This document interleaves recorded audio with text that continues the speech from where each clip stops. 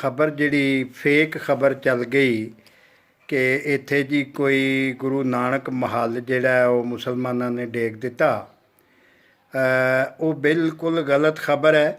ये वाक़या बाठां वाला पिंड है। ये भिंडर जट्टां दा पिंड सी ते सिख सन ज़्यादा पिंडर इंडिया चले गए। तो उत्थे ना एक महाराजा रणजीत सिंह दा कोई वाकफकार सी, ਉਹਨੂੰ ਮਹੱਲ ਨਾ ਬਣਾ ਕੇ ਦਿੱਤਾ ਸੀ ਜਿਵੇਂ 15-20 ਕਮਰੇ ਮਹਾਰਾਜਾ ਰਣਜੀਤ ਸਿੰਘ ਦੇ ਦੌਰ 'ਚ। ਅਤੇ ਉਹਦੇ ਵਿੱਚ ਇਸ ਵੇਲੇ ਰਹਿ ਰਹੇ ਸਨ ਗੁੱਜਰ।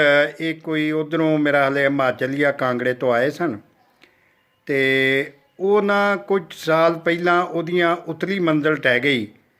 ਅਤੇ ਕਿਉਂਕਿ ਕੰਧਾਂ ਉਹਦੀਆਂ ਜਦੋਂ ਮੈਂ ਗਿਆ ਉਹਦੀ ਮੈਂ ਰਿਕਾਰਡਿੰਗ ਕੀਤੀ। ਇਹ ਲੋਕ ਵਿਹਾਰ PTV ਦਾ ਪ੍ਰੋਗਰਾਮ ਸੀ, ਉਹਦੇ ਲਈ ਉਦੋਂ ਵੀ ਖੌਫ ਆਉਂਦਾ ਸੀ ਉਹਦੇ ਅੰਦਰ ਉਹਦੇ ਫਿਰਦਿਆਂ ਟੁਰਦਿਆਂ। ਅਤੇ ਉਹ ਜਨਾਬ ਇਹ ਹੋਇਆ ਕਿ ਉਹਦਾ ਛੱਤ ਜਦੋਂ ਟਹਿ ਗਈ ਅਤੇ ਉਹਦਾ ਛੱਤ ਬਿਆਰ ਬਿਊਰ ਦੀ ਸੀ, ਬਾਲੇ ਸ਼ਤੀਰ ਚੰਗੇ ਸਨ।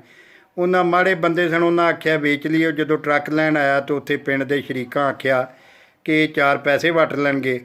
ਉਹਨਾਂ ਉੱਥੋਂ ਕੋਈ ਮੀਡੀਆ ਵਾਲਾ ਸੱਦ ਕੇ ਅਤੇ ਆਖਿਆ ਜੀ ਉਹ ਇੱਥੇ ਮੰਦਰ ਸੀ ਜੀ, ਕਿਸੇ ਆਖਿਆ ਗੁਰਦੁਆਰਾ ਸੀ, ਕਿਸੇ ਆਖਿਆ ਗੁਰੂ ਨਾਨਕ ਦਾ ਮਹੱਲ ਸੀ। ਹਾਲਾਂ ਇਹ ਸਭ ਟੋਟਲ ਚੀਜ਼ਾਂ ਗਲਤ ਨੇ, ਕੋਈ ਉਹਦਾ ਤਲਕ ਨਹੀਂ। ਮੈਂ ਬੜਾ ਪਰਸਨਲੀ ਜਾਣਦਾ, ਮੈਂ ਉਹ ਸਾਰੇ 15-16 ਕਮਰੇ ਫਿਰ ਕੇ ਵੇਖੇ ਨੇ।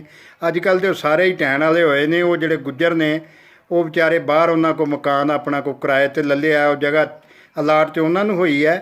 ਤੋ ਸੱਜਣੋ, ਇਹ ਬਿਲਕੁਲ ਫੇਕ ਖਬਰ ਹੈ।